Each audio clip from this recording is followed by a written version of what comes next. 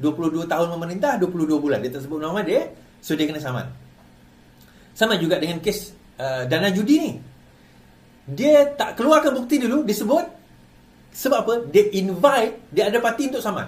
Dato' Seri Anwar Ibrahim cakap apa? Well, kalau saya tidak akan bercakap melainkan ada asas. Kalau kamu nak saman, silakan. Nah, kenapa? Dia kadang-kadang bila kelicikan, ni saya cerita, kelicikan orang-orang veteran yang selalu buat korup ni, tuan-tuan.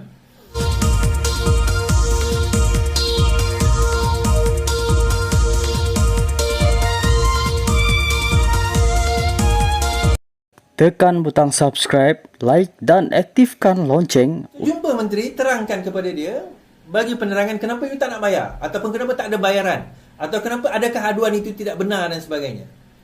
But at the same time, saya rasa menteri pun kena jumpa juga Awesome TV. Dua-dua ni jangan bercakap melalui media lah, senang cerita. Tapi dia dah jumpa 15 hari bulan Mei hari tu is. So soalan saya, kenapa tak settle lagi? Soalan saya, kenapa masih tak settle? Itu soalan. Jadi, again, both parties be professional about this, meet up and discuss. Okay? Good. Kita bawa cerita hot dana judi. Right.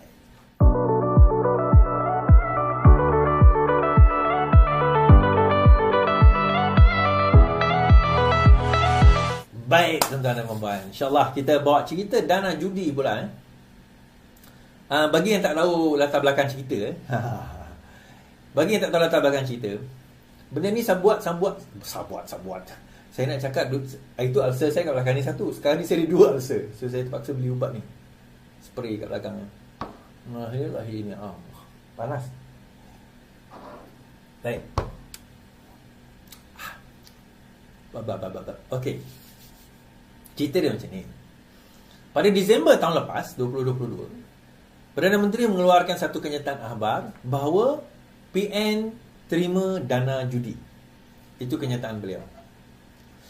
Perdana Menteri tak pernah cakap pun dana judi itu rasuah ke apa, tak pernah. Cuma dia kata, kenapa PM cakap itu? Cakap tentang Islam, cakap tentang Melayu Islam, tapi terima dana judi. Tu point dia. Kan? Ada kemungkinan dana judi itu bukan satu kesalahan rasuah pun, tetapi dia tetap judi. Tapi tetap judi. Poinnya di situ. Kita kena faham, poinnya di situ. Tetap juga judi. So haram tetap haram. Mungkin dia tak illegal, tetapi dia immoral. Terutama kumpulan-kumpulan yang bercakap tentang Islam, tentang Melayu, tentang Islam, tentang Melayu, tapi terima dana judi. Jadi tak puas hati, apa orang kata, tak berpuas hati dengan kenyataan tersebut. PN, terutama Muhyiddin Yassin, mengatakan kita tengah memikirkan untuk mengambil tindakan terhadap Perdana Menteri berkenaan dengan dana judi tersebut. Kami sedang berbincang dengan peguam dan kami akan ambil tindakan terhadap dana judi tersebut. Now, di sini kebijaksanaan Anwar Ibrahim, tuan-tuan. Dia macam apa orang kata? Macam dia buat dengan Mahdi. Apa dia buat? Dia throw a statement. Dia throw satu statement. Statement tu tak ada implikasi undang-undang pun. Dia throw. Contohnya disebut tentang Mahdi, kaya apa, yang kaya anak bini kroni 22 tahun memerintah, 22 bulan. Dia tak sebut nama dia, so dia kena saman. Sama juga dengan kes dana judi ni. Dia tak keluarkan bukti dulu, disebut. Sebab apa? Dia invite, dia ada parti untuk saman. Dato' Seri Anwar Ibrahim cakap apa? Well, kalau saya tidak akan bercakap melainkan ada asas. Kalau kamu nak saman, silakan. Nah, kenapa? Dia kadang-kadang bila kelicikan, ni saya cerita, kelicikan orang-orang veteran yang selalu buat korup ni, tuan-tuan, yang handal buat korup ni, dia ada kelicikan ni. Kelicikan dia tu sampaikan sehingga kan dia boleh buat benda tu illegal jadi legal. Dia ada kaedah dia. Saya saran tuan-tuan tengok cerita Shivaji the Boss. Rajinikan tu. Tengok cerita tu. Antara lain banyak cerita Tamil berkenaan dengan macam mana dia cuci duit. Tapi tengok cerita tu. Macam mana dia halalkan duit yang haram. So, Perdana Menteri ni kalau dia tunjuk, contoh dia ni, dia kata, ni bukti dia. Contoh ni apa kan? Ni bukti dia, contoh dia tunjuk. Ni bukti dia. Dia orang akan kata, Alah, palsu lah itu, fitnah lah, tak guna lah, itu data tak benar lah, inilah, itulah. Dia akan deny, bare denial. Inilah cuba konspirasi untuk jatuhkan kita, bare denial. So the only way, sebab dia kadang-kadang benda tu immoral, tetapi dia tak illegal. So nak bawa ke SPRM, mungkin SPRM kata, ni Datuk Seri yang ni tak salah ni sebenarnya, dia nak terima dana judi sebenarnya tak salah. Contohlah, ini contoh, saya takkan tak ada contoh. Nak terima dana judi tak salah, cuma berdosa je lah. Tapi berdosa belum tentu salah. Contoh saya kata, berzina dalam undang-undang jenayah tak ada kesalahan kecuali syariah lah, tetapi dia berdosa kan. Itu contoh apa orang kata, yang kita boleh lihat. Berjudi, nak beli judi kecuali orang Islam lah, nak bagi judi kepada parti politik bukan salah. Contohlah, ada seorang ni, mamak ni, dia menang loteri 10 juta. So dia menang loteri 10 juta, dia bagi 1 juta kepada PAS. Dia bagi 1 juta kepada PAS.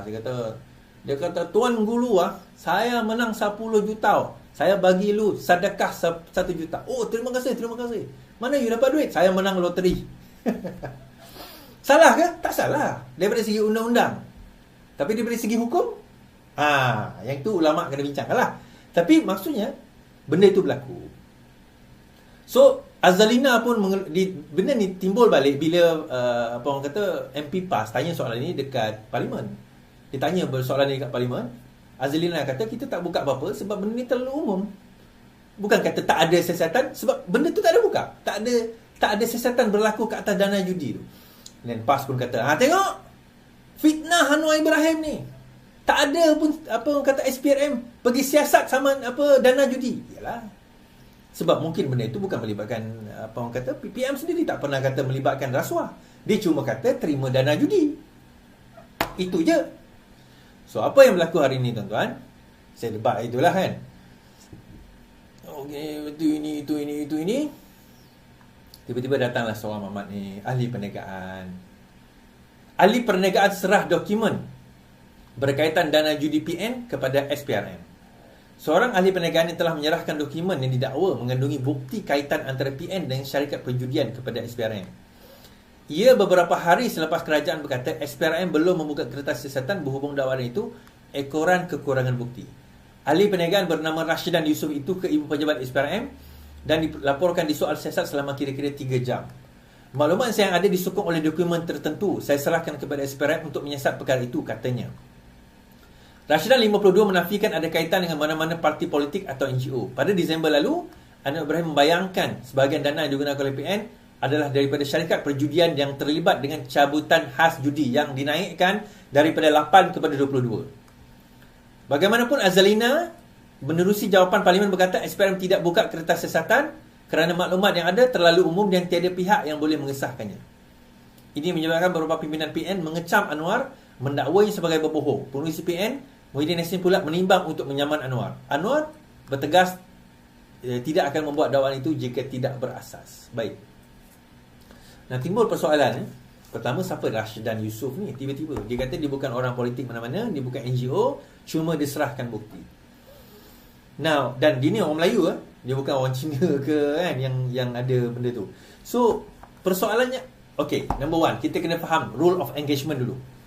Apabila seseorang, ni sebab saya pernah buat laporan SPRM dan dia tertaluk di bawah akta SPRM.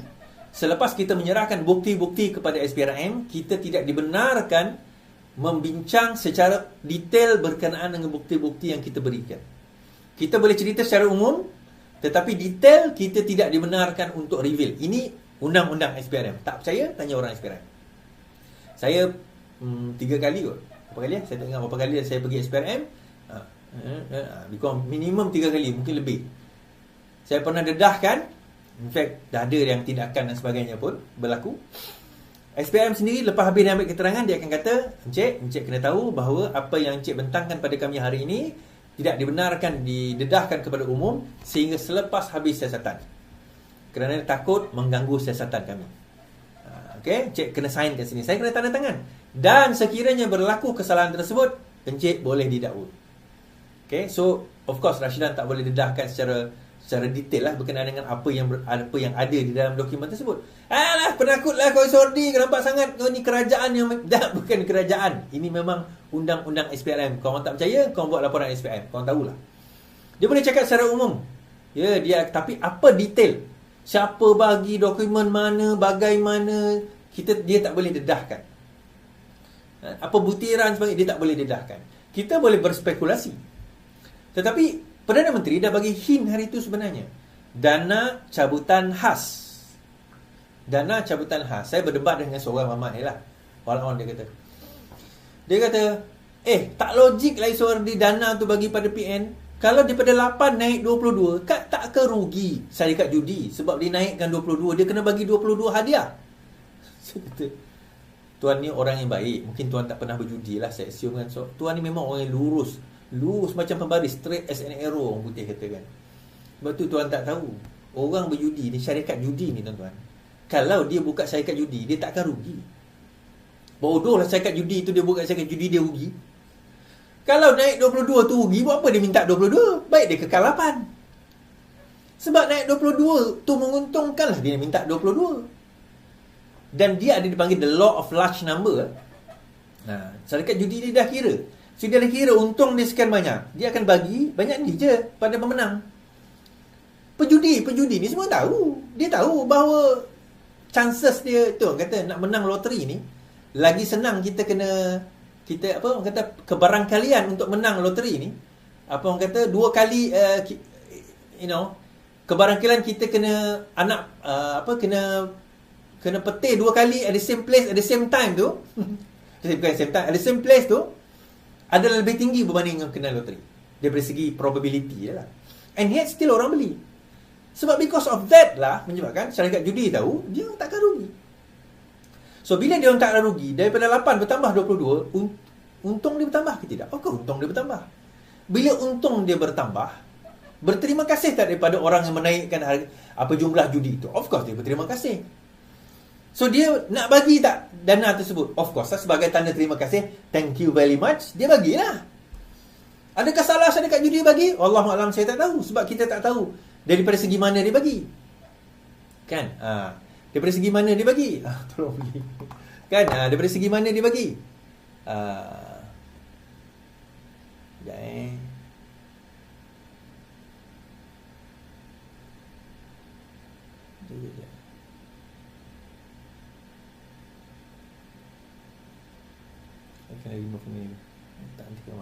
Okay.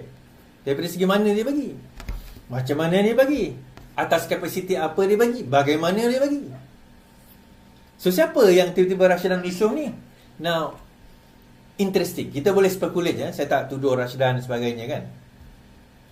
Salah satunya ialah bila kita sebut syarikat judi ni, berkemungkinan dia most likely dia bukan orang Melayu lah. Dia punya sistem ni semua mestinya basically orang bukan Islam lah.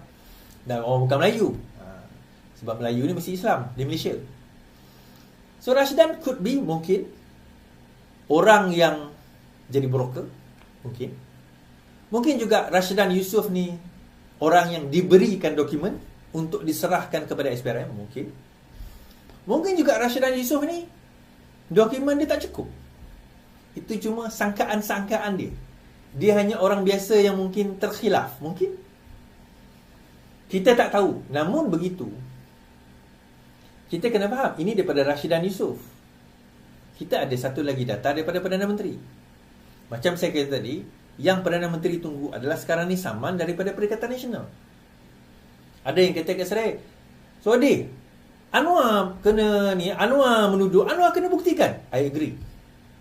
So dia nak buktikan di mana? Dia persoalan dua je. Buktikan di depan surat khabar, di depan media, ataukah di mahkamah. So betul dia bukti di mahkamah, betul tak? So kalaulah PN tu tidak ada apa-apa kesalahan dia nak buat, why not saman lah. Perikatan Nasional boleh saman sebagai fitnah. Nah, persoalan bolehkah PN saman? Boleh. Sebenarnya di Malaysia undang-undang secara prinsipalnya ada. Cuma tak pernah dipraktikkan lagi. Tetapi NGO pernah saman. NGO pernah saman individu. So boleh berlaku. Namun parti politik belum lagi. Tapi dua-dua di bawah ROS. So possible. Boleh dilakukan. So saya sarankan supaya lakukanlah. Samalah Perdana Menteri. Supaya bukti-bukti itu dibawa ke mahkamah tanpa dia dakwa-dakwi lagi. Dibentangkan, diletakkan. Kalaupun Anwar Ibrahim fitnah, dia kena bayar saman fitnah tersebut atau dia kena minta maaf. Tetapi kalau dia tidak fitnah, bagaimana? Sama juga dengan kes Raptor tadi tu. Orang PAS maki hamun lah. Kan maki hamun. Macam kes Dusuki, kes Razman, kes-kes PAS yang kalah fitnah. Yang fitnah dulu tuan-tuan. Fitnah je dulu. Maki je dulu. Dia maki, fitnah. Lepas tu dia minta maaf. Saya rasa pelik lah tuan-tuan. Bercakap soal Islam, bercakap soal Al-Quran, bercakap soal hadis, bercakap soal agama ni, mempertahankan agama, tapi akhlak dia tu tak mencerminkan.